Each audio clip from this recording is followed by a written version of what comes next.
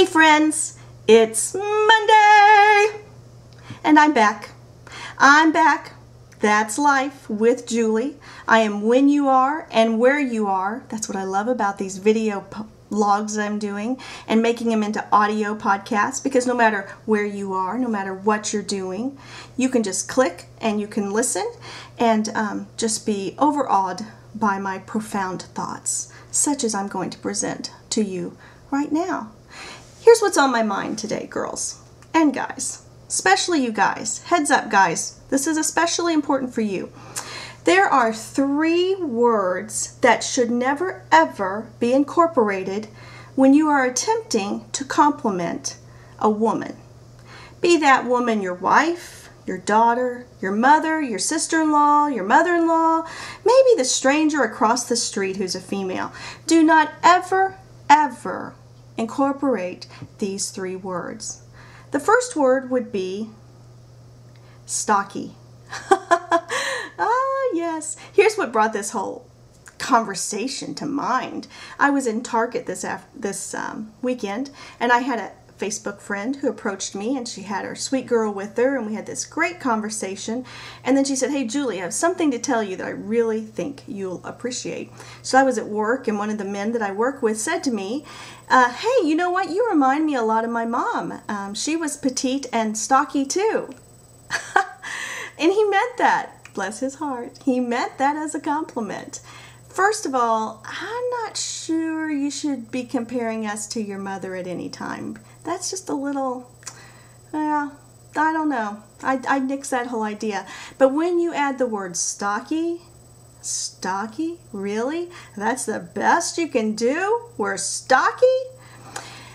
The other word of those 3 words that I mentioned that should never ever be used in a sentence upon trying to compliment someone of the female persuasion is the word stout.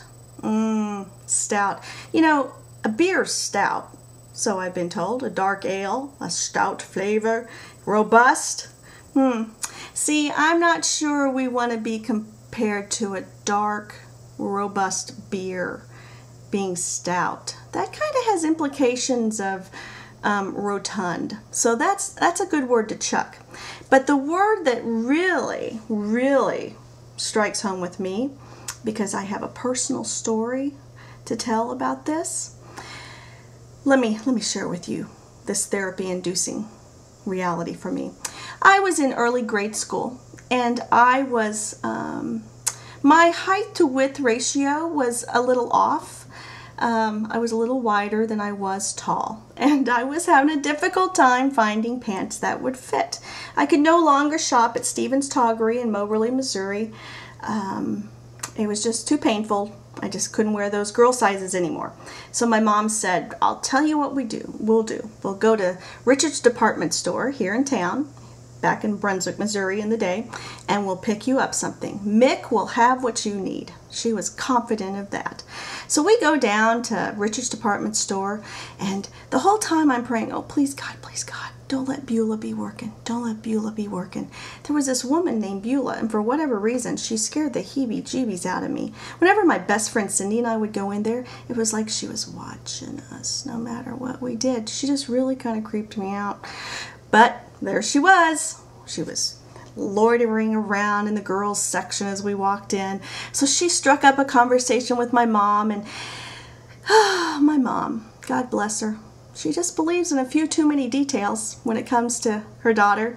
She's the mom that when I would be sick from school, I mean like really sick, like, you know, flu sick, she would actually send a letter back to the office and say, "Please excuse Julie from her 2-day absences as she was home with the trots."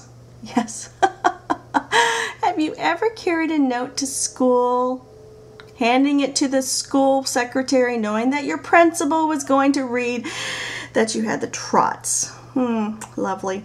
So my mom was an equal opportunity sharer, and so we walk in and she tells Beulah everything, you know, how, well, Julie doesn't really fit in the girl sizes anymore, and we're having a really hard time, and we need to buy some back to school clothes for the fall. And Beulah leads us over and says, "Follow me. I think I have something that'll help." So I follow my mom. I love my mom. I'm sure my mom loves me, and she has my best interest in heart. So we go buy the shoes and kind of curve around the cash registers onto the other aisle of the department store. We pass the men's section and we stop in the boys section. We stop before this round rack that is full of burnt orange, burnt orange, wide gauge corduroy pants. And above that rack is the word husky.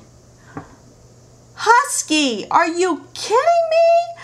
Beulah led me to like purgatory. Husky pants. I was mortified.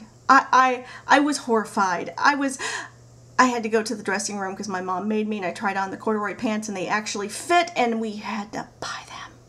And to this day, as God as my witness, I will not wear a wide gauge corduroy anything, especially pants, because you and I both know, hello, if your thighs have moved in together, even as young as, grade school, if you're going through that period of time, if your thighs have moved in together, if they like to strike up a conversation as you walk, and you've got a pair of wide gauge corduroy pants on, you know exactly what they do.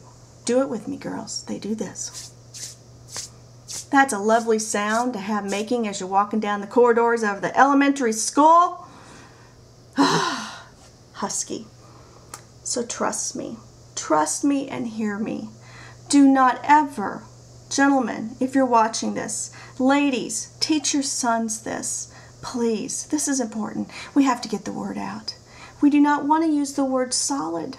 We do not want to use the word husky, and we do not want to use the word stocky and describing those of the female sex. So see, that's why you tune in, because I have such brilliant insight into life and such things. So that is my word to you today. I'm going to be working on developing some themes. Probably not this one. I think I've gone about as far as I can with it. But developing our themes and adding those to iTunes for broadcasting purposes.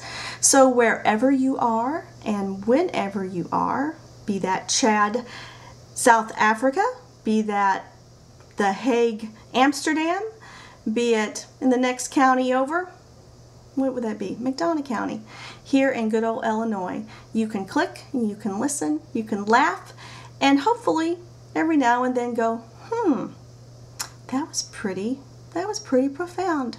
That's actually something I think I can mull on. So that's my word to you guys. That's Life with Julie, and have a great one.